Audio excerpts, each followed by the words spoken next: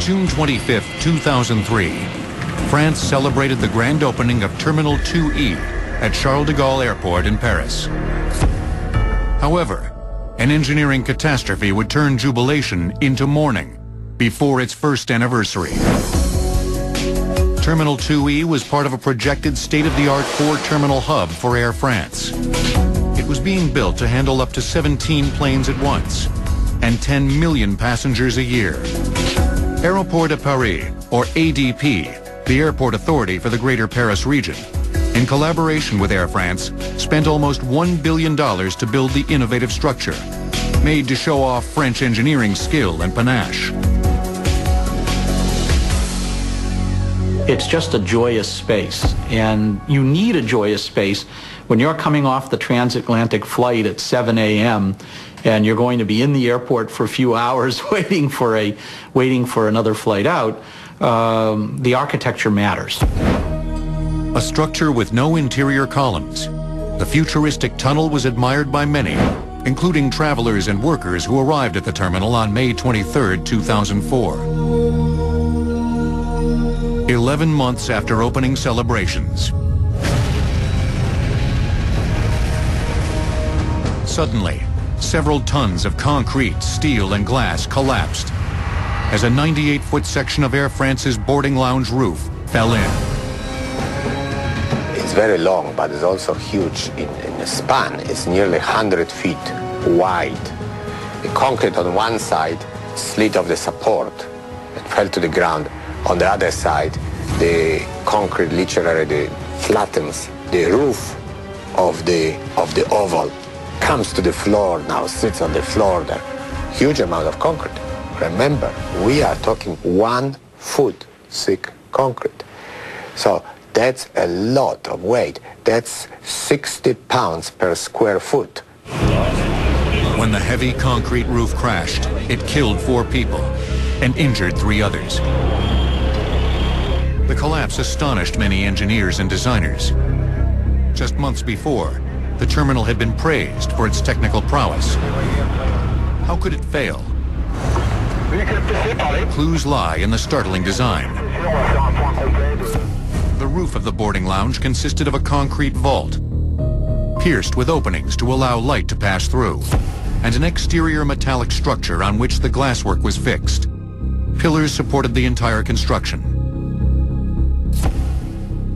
The oval-shaped structure sat inside a glass shell, where the temperature and environment were constant. The glass encasing rested on tensioning cables that kept the oval from bulging out. It's a structure that gets stronger the more you press on it.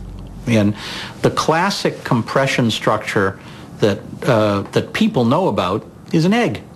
If you think about an egg, very, very thin shell compared to the size and weight of the egg, and yet it's actually pretty strong. It takes some work to crack that egg. On the other hand, if you get an egg that has a crack in it, that did develop a crack, it's very weak structure. On this unusually cold May morning, the terminal's concrete structure was extremely fragile. Prior to the collapse, the temperature dropped sharply from 77 degrees Fahrenheit to just 39 degrees. The cables are exposed to fluctuating outdoor temperatures that cause them to expand and contract more than the concrete. On a hot day, the cables expand and slacken, reducing structural support and increasing the likelihood that cracks will form. Now comes an evening after a hot day. The cable suddenly cools down.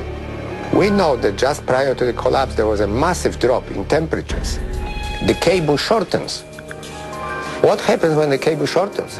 It wants to straighten out. It cannot straighten out because the struts are holding it in the position where it is. The force in the struts is increasing dramatically. But the concrete was designed to handle the extra force from the struts. But when you start dealing with those changes in the forces in the strut that I described to you, related to temperature, related to the concrete now, when it cracks, it becomes much more flexible, so it's no longer the rigid structure. The strut punches through, the concrete shell loses its support and goes flat. And that's what happened. The perfect eggshell was further compromised by necessary structural elements of the terminal. In the section that collapsed, you have three very large entryways right next to one another, three protrusions that mar the perfect smoothness of the shell. That disturbs the symmetry of the structure. No longer can the structure redistribute the loads freely. If one area gets slightly overloaded, you have perfect symmetry, it will shift the load elsewhere. But if you have those sharp discontinuities, such as a hole cut in it, that's no longer a nice and self-adjusting oval symmetric structure. In February 2005, 20 months after the collapse, the French Minister of Transport released the findings of an administrative investigation. The report stated that the structure had been slowly deteriorating since its inauguration in June 2003. And they were very, very careful about spreading blame, that, well, the metal wasn't quite right with the concrete, the foundation wasn't quite perfect, the design had a few little problems in it, but almost certainly the failure started where the shell was pierced massively from the side. In May 2005, ADP announced that it would rebuild the damaged roof of Terminal 2E. Pierre Graff, president of ADP, said that the only way to ensure passenger safety was to replace the entire curved roof shell. The completely renovated Terminal 2E is slated to reopen later in the decade and will cost an estimated $195 million. Terminal 2E was designed by internationally renowned French architect Paul Andreu. Coincidentally, he also designed Terminal 3 at Dubai International Airport, which collapsed during a construction accident on September 28, 2004.